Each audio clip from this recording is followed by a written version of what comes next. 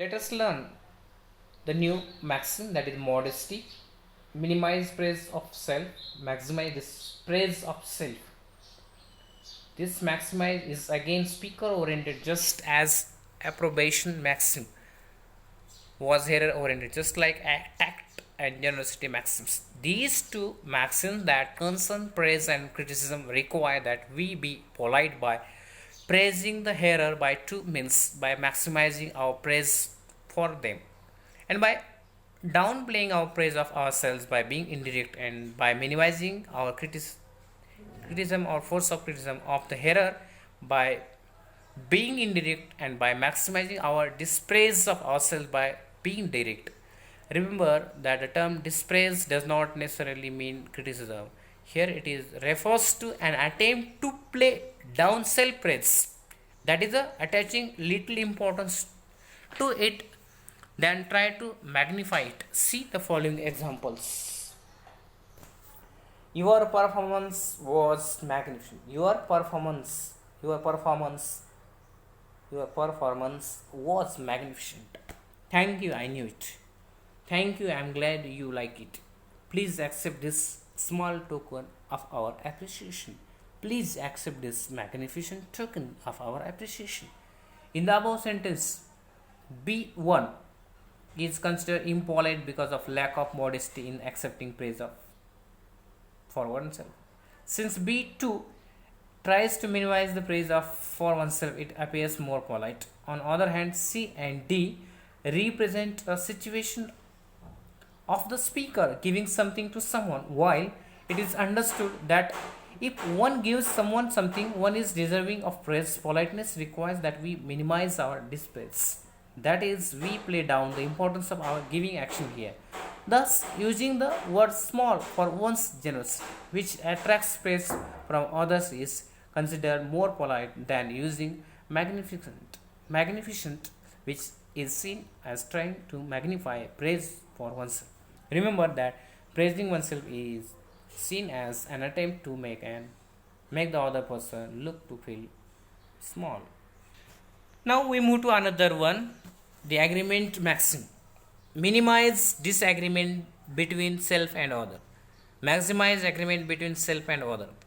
Let us understand the maxim better with the help of a few examples. It was an interesting match, isn't it? No, it wasn't. Yes, it was, but I thought the middle overs could have been a little better, isn't it?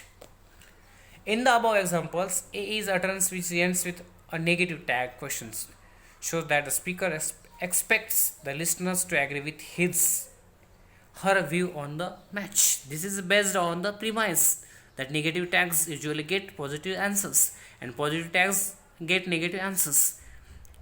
In the given scenario, it is possible that the listener does not agree with the view of the speaker. Both B1 B2 clearly show that the listener does not agree that it was an interesting match. However, by expressing the disagreement directly, B1 comes out as impolite.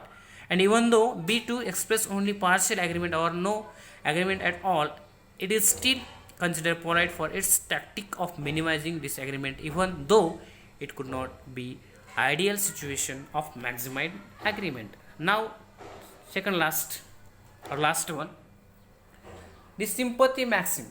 Minimize antipathy between self and other. Maximize sympathy between self and other. Let us understand this maxims with help of the few examples.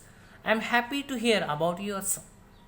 I am extremely sorry that hear about your son. Whether A or B is considered polite or impolite depends on the context. If A is said when the hearer's son is known to have died, it is extremely impolite, as it is maximize antipathy by showing you as rejoicing in your hearer's misery, whereas in the same context B maximize sympathy between the speaker and the hearer by showing you as sharing in the sorrow of your hearer, and it is therefore considered polite. If the context is different, then the same utterances could reverse their politeness indices. If A is said when the hearer's son is known to have on prestigious interpersonal international award, then it maximizes sympathy by demonstrating you. Happiness is your hearer's happiness and therefore is considered polite. In the same context, B shows your unhappiness envy at your hearer's happiness and thus increase antipathy between you and the hearer and is therefore impolite.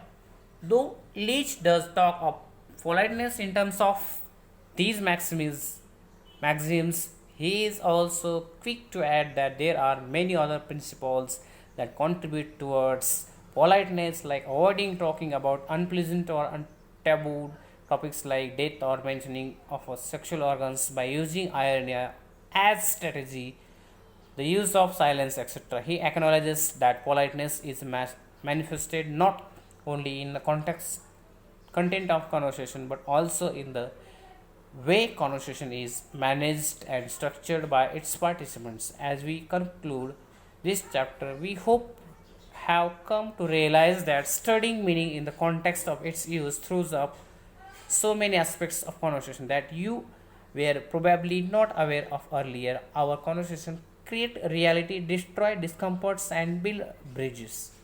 How we do it or how we fail to do it, it is what this chapter on pragmatics hoped to throw some light on. It is all about the pragmatics, and we will see another part in next video. Thank you so much.